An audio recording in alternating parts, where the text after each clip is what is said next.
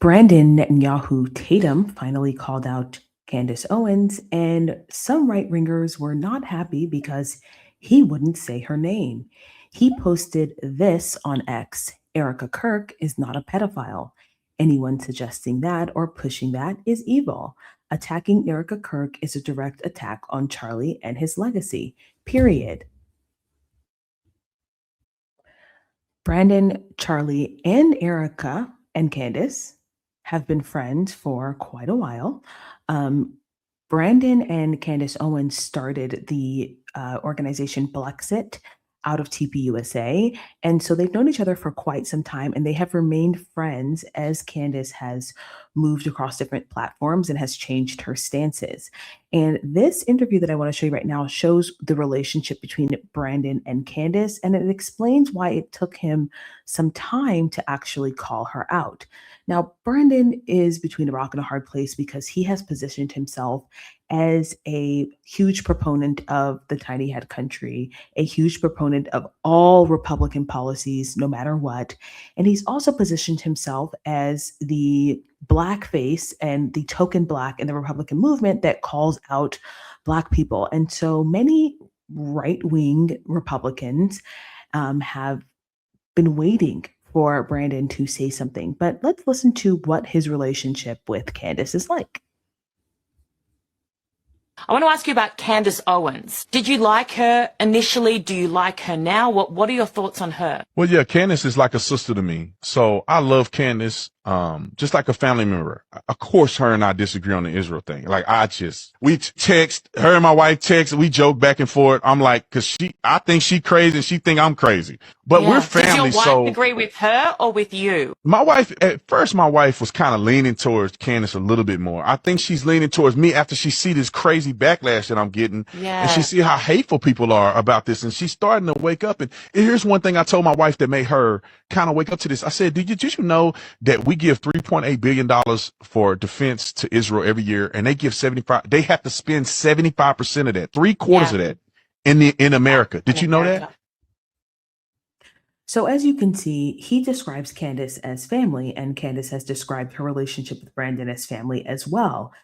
She has said that she needs to speak with him on, the topic of Israel recently because, they obviously have contending views. So that is his relationship with her. They're like family. They obviously have very polarizing views from one another, but like any other normal person, you can be friends with someone who has differing views from you. So now that you know the relationship that Brandon and Candace have, let's take a look at the response and talk about why many right wingers were not happy with Tatum's post. So, as a reminder, Brandon Tatum did not mention Candace Owens in his post. He just condemned anyone who was calling Erika Kirk a pedo or anyone who was essentially condemning Erika Kirk or criticizing her. And he said, I love how you say things like this, knowing that they come directly from Candace O, but you're always refusing to call her out by name because she's like a sister to you. It's time to call her out for who and what she is, regardless of your history/relationship. And I want to remind you that this is the pressure that that group will put on you to denounce, to cut off. This is very similar to the pressure that Charlie was receiving as it relates to Candace. You need to cut her off. You need to call her out. You need to decouple yourself from her. You need to disavow your friendship with her. This is the very thing that Charlie was pressured to do prior to his death. Now, Raven Grace said, thank you, Brandon. Finally, you speak up. I listen to you every day. I bought your merch. I love you, but your silence has been deafening. Now, the truth is that Brandon Tatum has not been silent on Candace Owens. I'm actually going to show you another clip where he does speak on her and he speaks on what he thinks about the Erika Kirk situation. However, he doesn't call her out by name. But when you're in this world that Charlie was in, if you could catch my drift, there is an expectation that you will call people out by name, publicly disavow them, publicly reprimand them. You need to show your allegiance by doing these things. And this is the very thing that Charlie said he would not do. Alaska Bird says, "You're a total coward. You don't deserve the mic or a right to call yourself a man of God." And she said this why? Because he did not mention Candace Owens' name. So many, and this was just, those were just a few, many people were extremely upset that he refused to call her out by name. So now let's listen to some of the video or YouTube videos that Brandon Tatum has made regarding Charlie's assassination and subtly hinting at his disagreement with Candace Owens. It sucks too, because you listen to people like Candace Owens, like right now with her conspiracy theories and stuff, and like, I don't know, man, I'm getting more and more thinking the best thing that could happen to humanity is the internet could go down. Yeah, as soon as we lose Wi-Fi, we're all upset, but that might be the best thing that happens to us. By the way, I haven't followed a lot of what Candace Owens has done, but I will say what I have seen, there's a difference between a possibility and evidence for a possibility. You can speculate on anything you want, but unless you have evidence, shut up. Okay? Because all you're doing is causing dissension among the brothers, which is something the Lord hates. If you want to present a possibility and say, well, this could be true, okay, it could be true, but don't accuse people for doing something for which you have no evidence. All right, let me jump in here real quick. So, I've met Frank Turek before. I know Frank Turek. I consider him to be a person I can call on the phone right now. I could call Frank Turek, he'll pick up the phone right now. Let's make the main thing about the main thing. Because I think a lot of people, and I'm guilty of this sometimes, name dropping people. But it's the concept that's more important than the personality. It's what is being spewed that's more important than who is spewing it, per se.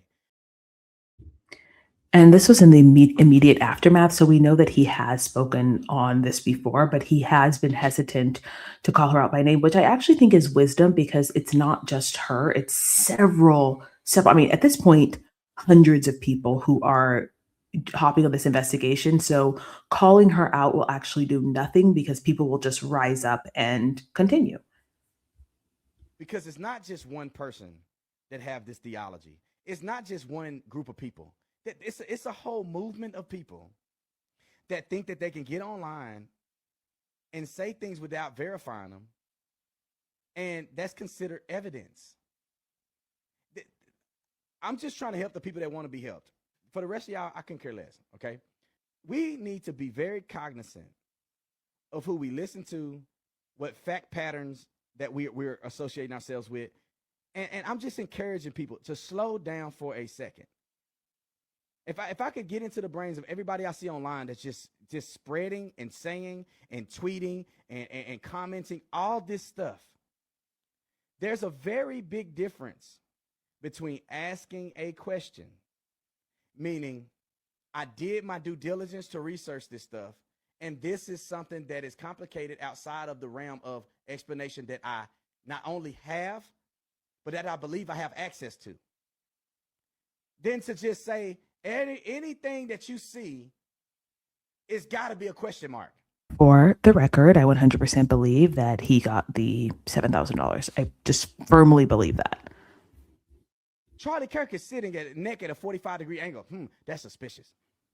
Look at the lady that's sitting next to Frank Turek, the woman in the white hat. Why is she looking at Charlie right before he gets shot?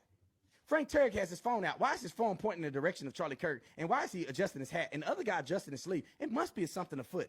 These things in a rational perspective or a rational investigatory perspective, it's nothing that people would be looking at. Because then you have to go from point A to point B and acknowledge, well, what am I accusing this person of being associated with? If somebody moves their hat like this, Charlie gets shot, before I publicly say, wow, that's suspicious, I need to compartmentalize, well, how far is he standing away from Charlie?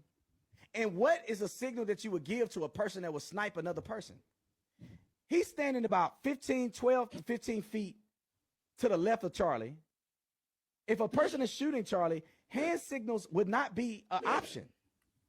A person at 200 yards only have an optic view of probably this much. They are not looking at Charlie and looking at the other guy doing a signal. That's impossible. That's irrational. You cannot rely on a delay of a person's hand signal to decide when are you going to take a shot on a person when the option is open. Okay, so this was just his attempt at debunking everything that she has mentioned. Now, he did recently do another show where he is more specific with Candace, and we're going to listen to that right now. What would be the benefit of Erika wanting Charlie to die at a young age? What's the benefit for you knuckle sandwich eating fools? You think she want to take the responsibility of running Turning Point? Brandon Tatum turning his back on Charlie was probably one of the biggest shocks to me. Because I thought he was going to for sure be right there with Candace. When Candace said, nah, something ain't right, let's get it, let's ride it down for my dog, I thought Brandon Tatum was going to do the same thing. And let me explain to you why I don't think this is shocking. I'm going to show you a video, and this will be the end of this for us. This is why it's not shocking to me, because Brandon has sold out. And I'm going to show you this video, and then we'll talk about it. Every place where we're respected and protected. And I can attest to that as a Christian who went to Israel. I spent 2 weeks there with the church, and we had an incredible time. We had only one incident where a small child spit on one of the pastors. They say, yes. So this was part of the rounds of interviews that Netanyahu did with a bunch of different conservative podcasters. Charlie actually refused to do one with him. So he did one with, I know he did one with the PBD podcast. He did one with Brandon Tatum. He did one with Ben Shapiro. And so this was part of the rounds. And the minute I saw Brandon Tatum doing this interview, I knew that he is sold out. And so this is not shocking at all. People are surprised. I'm saying no, this is exactly what I expect, because if he hadn't had Netanyahu on his podcast, I'd be surprised. But this was a clear signal. The fact that Charlie wouldn't have him, but Brandon did, told me everything I need to know. You guys let me know what you think in the comment section below, and I'll see you guys in the next one.